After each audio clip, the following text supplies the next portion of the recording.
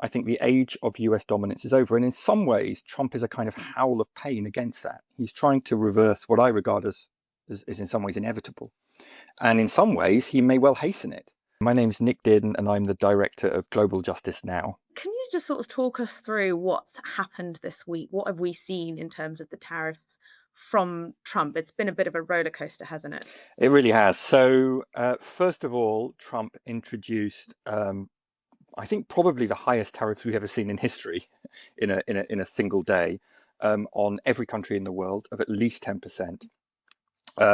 We then saw extreme market chaos in response to that.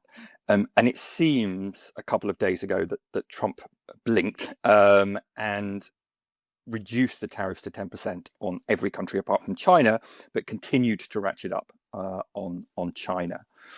And I think for me, I would say, I know a lot of people think, well, Trump is clearly an extremely erratic figure. And could this just be, he decides one morning this is what he's going to do and gets on with it regardless of the consequences. I actually think there's a more serious plan going on here. Trump is surely surrounded by some clever people, and as I see it, there are two real reasons that he wants these tariffs, and he is very committed to tariffs, I should say. I mean, going right back to the 1980s, it's one consistent thing about his thought. And I think he wants to do two things. First of all, he wants to ultimately abolish income tax, but certainly massively reduce income tax on the very wealthy. He regards that as a major victory from his first term. Those tax cuts are coming up for review, and obviously the United States has a huge debt. So he's trying to raise revenue here in order to pay for these tax cuts. That revenue will, in a sense, be paid by foreigners. You can see that in terms of how concerned businesses are here and around the world. But a lot of it is going to be paid ultimately by ordinary Americans, working and middle class Americans. So it is a redistribution of income on a grand scale. But I think there's another reason too, and that's that I think Trump does not believe in a liberal rules-based order. He sees the world moving towards great power competition, a multipolar world where countries simply have to bully other countries for whatever they want.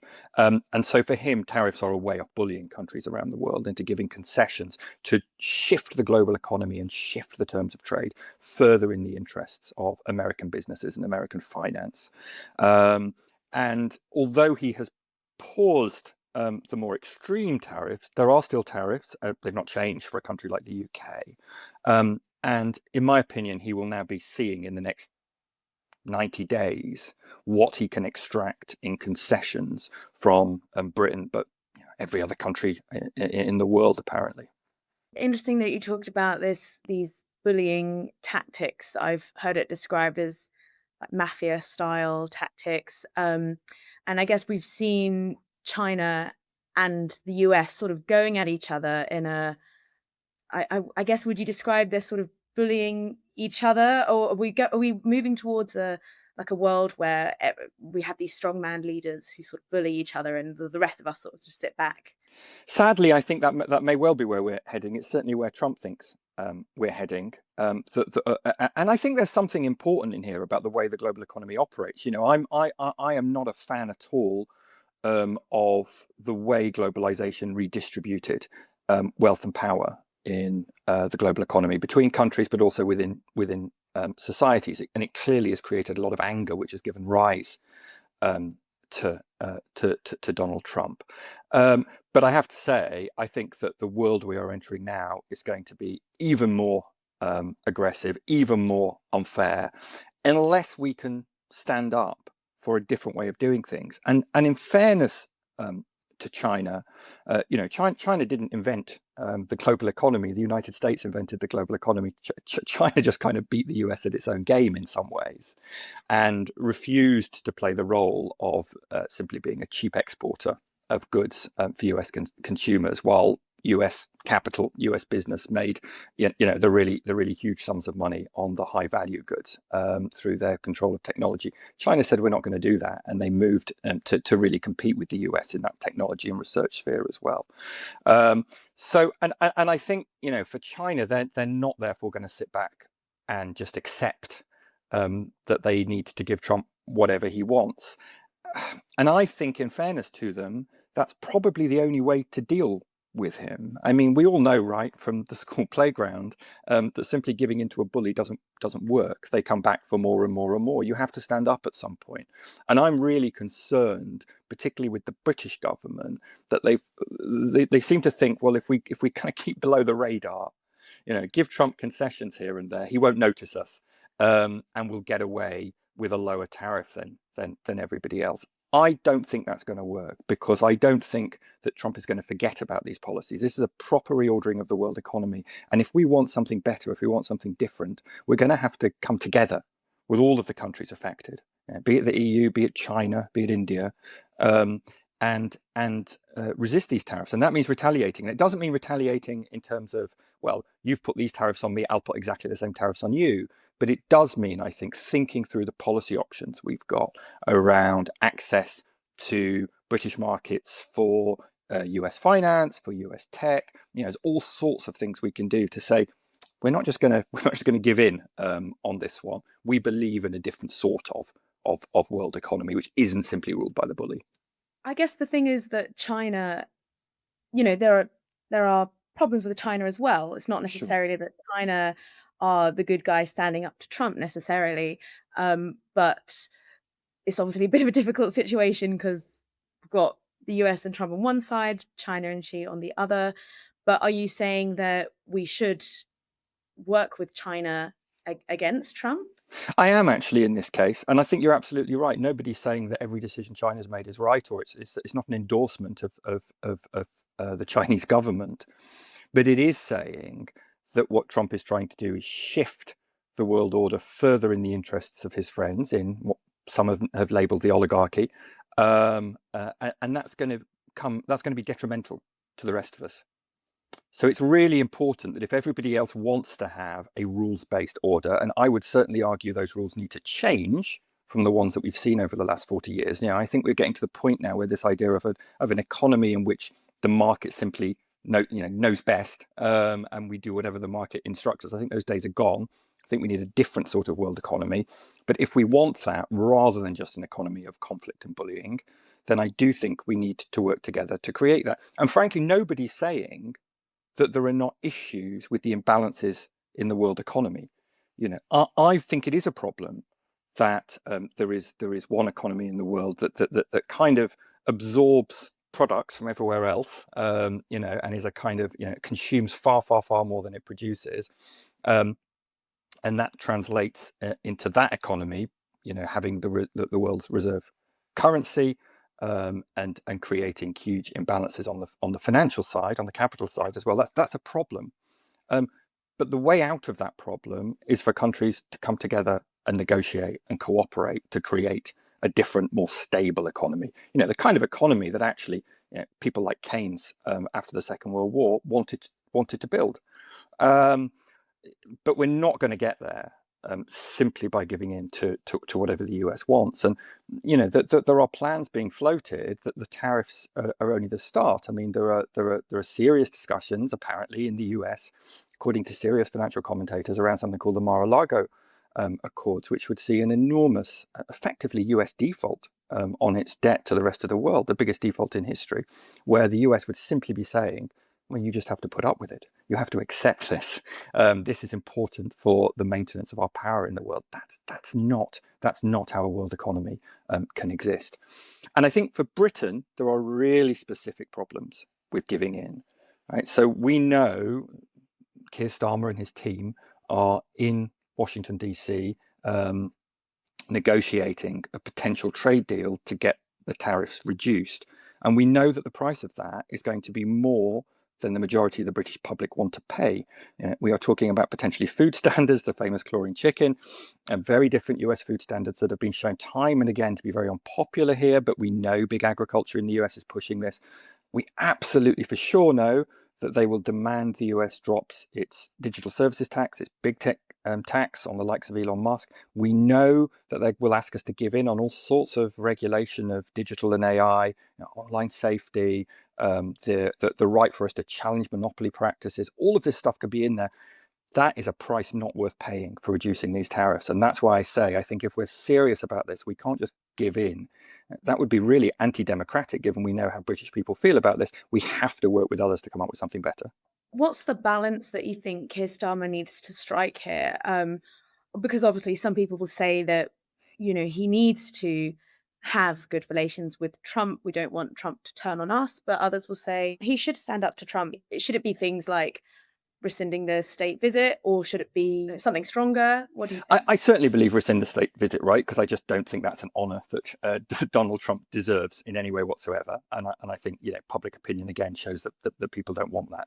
So I definitely think that. But I think something stronger too, in terms of how our economy is integrated with the American economy. I mean, we already allow free data flows between the US and the UK, and to some degree that benefits folk. But Trump is now dismantling the system that guarantees the safety and security of our data in the US. We need to review that and think about whether that's actually something we need to rescind. As I say, it doesn't. Simply levying reciprocal tariffs may well do more damage to us than it does to the US. So I wouldn't suggest just simply replicating what he's doing, but I do think it means seriously reconsidering how we treat American business and American finance in this country, and to do that in a coordinated way. And so, yes, I do think that means standing up to Trump. Look, I don't think anybody here wants a trade war. I don't think anyone in China or the EU wants a trade war, but unfortunately we have to accept that trade war is here, and there are no pain-free options through this.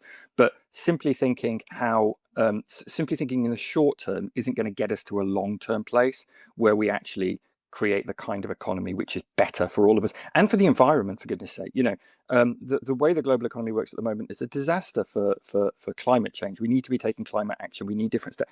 That's giving in to Trump and giving him his concessions is not going to help with that whatsoever. So yes, I think we need to stand up, but I think we need to stand up collectively. Do you think there's a win for the UK here? I mean, if we are seeing like America changing so fundamentally, obviously it's sort of been this big superpower for the past 70, 100 years. If that sort of becomes sidelined and like the rest of the West sort of keeps going as it is, would the UK emerge as like the new superpower? I don't think the UK will emerge as a new superpower, and I don't think in a sense, I don't think we should try to. I think those days are gone for the UK, but I think the UK can still be, if it adopted different economic policies, a pleasant middle-income country that has a positive impact on the world. I don't think we should be striving after superpower status. And there's all sorts of things, in terms of Security Council reform at the UN and so on, that we should pursue there. But I don't think that means that the average person's life in this country is going to be any worse. I think it could be better. We are moving, like you say, to a multipolar world. I think the age of US dominance is over. And in some ways, Trump is a kind of howl of pain against that. He's trying to reverse what I regard as in some ways inevitable. And in some ways, he may well hasten it. I mean, the Vietnamese and the Cambodians who were slapped with utterly punitive tariffs, absolutely disastrous for their economies, despite the fact that this is how they've been told to run their economies by the US and institutions like the IMF for years now. Absolutely awful. In that they may well give concessions to the US in the short term, but in the long term, it's far more likely to drive them towards alliances with China, I would say. So in some ways, he's hastening that multipolar world. He can't hold back, like King Canute, he can't hold back the tide of these geopolitics. And I think as Britain, we've got to realize that that's the kind of world we're moving into. And so, we shouldn't just be the poodle of the United States. We should be thinking how we can play a role as a middle-income country to create a fairer and more sustainable world, because that's the real challenge in front of us at the moment. Are we even going to have a habitable planet? That means massive economic change. And Britain could play an important role with others in creating the kind of economy that would make that make that possible. And in that sense, yes, I think there's an opportunity here. We're only 3 months, if that, into Trump 2.0, and already there's been so much turbulence. What do you think the next 4 years are going to hold? What impact is it going to have on the world, going by what's happened so far? It's almost incredible, isn't it? It's hard to keep up with what's going on, and it's amazing. It's only been a few weeks, and I think that shows Trump came in this time as a very different person, as a very different president, having people around him who knew that they needed to race to get this plan into place as fast as possible. There is, despite there being a plan, there is something very erratic about Trump. Of course, there is, and in that sense, anything could happen. We don't quite know what tactical maneuver he's going to make in order to push this plan forward. I still think it is almost impossible to imagine how medium-term inflation does not go through the roof in the United States as a result of these tariffs, and we'll have to see how the American public react to that. But I certainly see his popularity is already plummeting, and I think that could go further still. And we have no idea, of course, in 2 years' time what that's going to mean in terms of Congress and all the rest of it. But it's going to be a very turbulent ride. It's going to be very difficult and sadly very painful for many people in the world. And again, I would just say, I think we've got to kind of look to that and think how we can express our support for those countries bearing the brunt of some of that, as well as thinking about people in the United States who are living through an absolute hell in some circumstances. I mean, this is not a normal situation. Okay, there are if you're a migrant in the US, you risk being kidnapped off the street and put in a jail in a Central American country somewhere. And he's now talking about doing that to US citizens as well. We have possibly seen him purposefully flout court orders. This is a move towards fascism in the United States, and that should scare all of us. And again, I would just urge people not to think of this as a kind of strange aberration, but a product of the very unfair, extremely unequal world economy we've lived with for a long time, and to think how we can work together to change that. Because otherwise, I fear Trump is, 4 years of Trump is not going to be the end of this. It is going to be the remaking of a much more insecure, aggressive, and brutal world.